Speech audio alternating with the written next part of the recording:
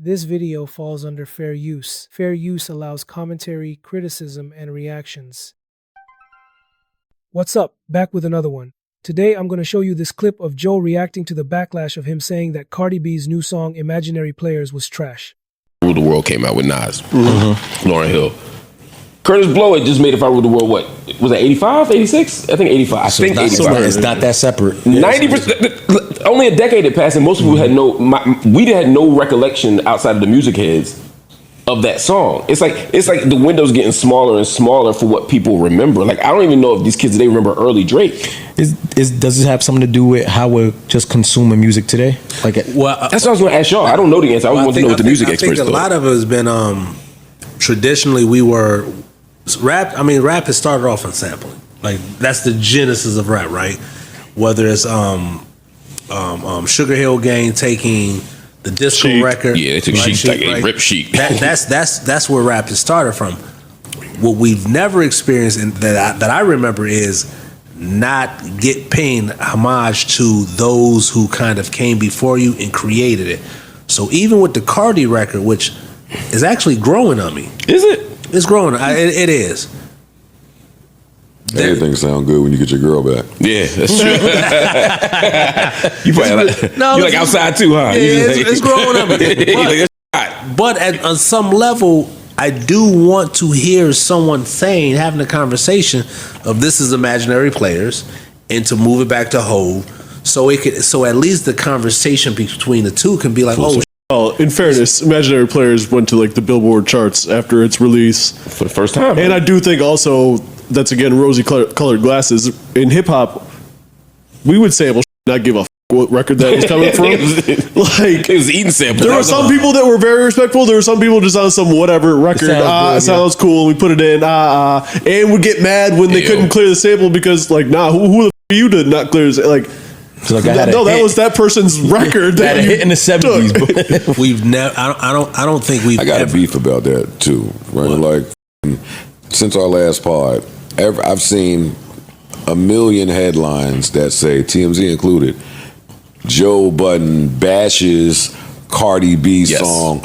Joe Budden overly critiques and gives Cardi the business. Joe Budden explodes on Cardi B. Like, I've seen, those are the headlines I've seen, which is right. Like, I'd be like, oh, see, this version of hip hop today, right? Yeah. Like, I should be able to listen to somebody who I enjoy and say, hey, this is what I like about this. This is what I don't like about this.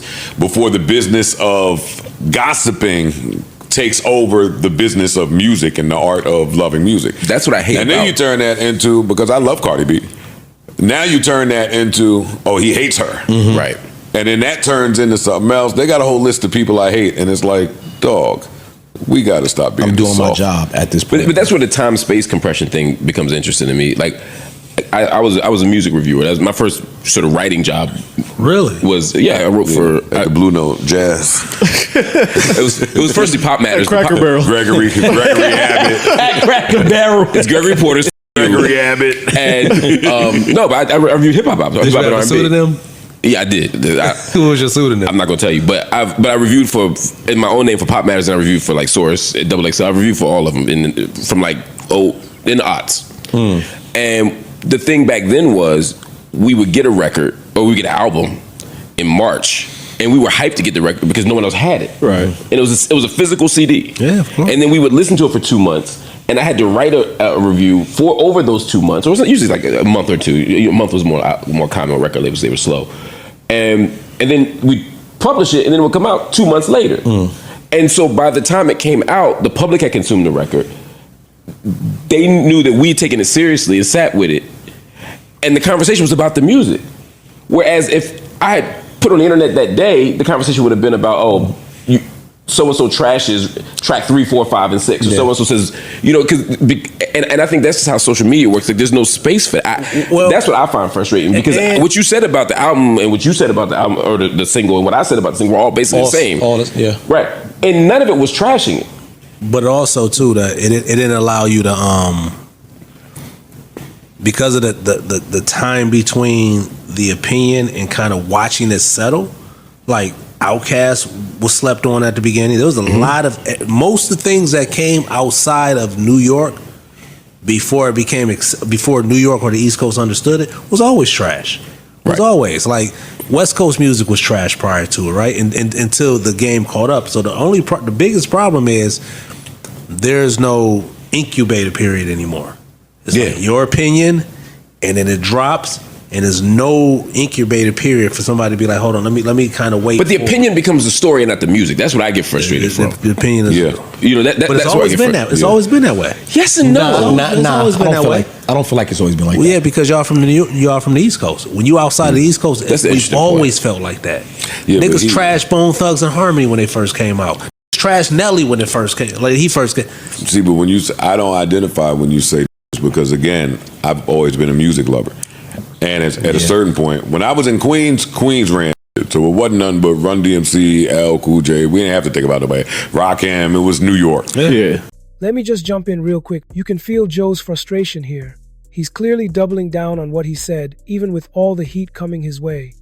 The way he talks about Cardi remixing Imaginary Players, you can tell he sees it as crossing a line. It's not just about the song, it's about legacy, about respecting JC's original song. When I left Queens, but even in Queens, because I was in Queens with Chris Cross and all, but when I got to Jersey, like, I loved hearing everybody. I loved the Master P era, the Bone Thugs, Crucial Conflict. I loved the West Coast coming in. I loved what New York was doing. I loved what Jersey was doing with Apache and Lords of the Underground. I loved the Fushnikins. I loved music. I was trying to explain it to my son the other day. I'm like, yo, dog, I hear you a rapper. I know. When I was your age, when I was younger, your love and our love for music is different, Joe. You had to pull me back in the house. I was outside looking for rapping. Where is rapping going on? You couldn't stop me. There's nothing my mom could do with me. So you have a different love. My mom could not keep me from hip hop. You're an anomaly, though. A lot of those writers from the Source and all of that shit, obviously, I was married to one of them. That didn't work like that. You telling me about writers? But that's how. But I'm talking about lovers compared I'm to just people who talking just have about. And most of those writers, we love music and we're music heads. But see, that's the problem. Yeah, but loving music wasn't always a prerequisite to be a writer. That is true.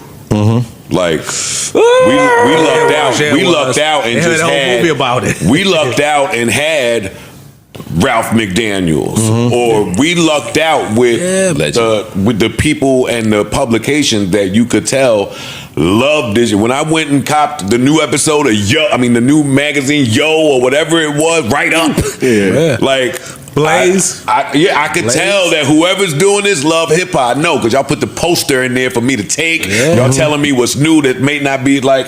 But y'all controlled it though. Y'all controlled the East Coast. New York controlled the narrative. What's up? So what are my thoughts about this? Here's the thing. Joe has always been the kind of guy who doesn't hold back, and that's exactly what we're seeing here. He said what he said about Cardi's remix of Imaginary Players, and now that the backlash is hitting, he's standing 10 toes down. Whether you agree with him or not, you gotta admit Joe knows how to stir the pot and keep the conversation going. Some people think he's just being a hater or stuck in the past, but others are saying he's defending what he sees as a hip-hop classic that shouldn't be touched, and that's where the tension is. Cardi is known for doing things her own way, taking bold steps, and putting her own spin on what came before, but when that before involves a track by JC, someone who's considered a legend, things get way more complicated. Joe didn't mince words when he said he thought the remix missed the mark, and when the internet clapped back, he clapped even harder. It's wild to see how a single opinion can blow up into this huge debate about gatekeeping, creativity, and who gets to reinterpret what. Personally, I think both sides have valid points. Cardi's doing what artists have always done, flipping old tracks and making them new. But Joe sees it as more than just a song. He sees it as a piece of culture that deserves protection. It's like watching two worlds collide, old school and new school, and the sparks are flying. No matter where you stand, the conversation this sparked is a big one. It forces us to think about the balance between honoring the past and pushing forward. Joe might be blunt, but he's bringing up something real. And hey, it's entertaining as to watch it all unfold. Okay, so make sure to subscribe to the channel and leave a comment, and also like this video. I'll see you in the next video.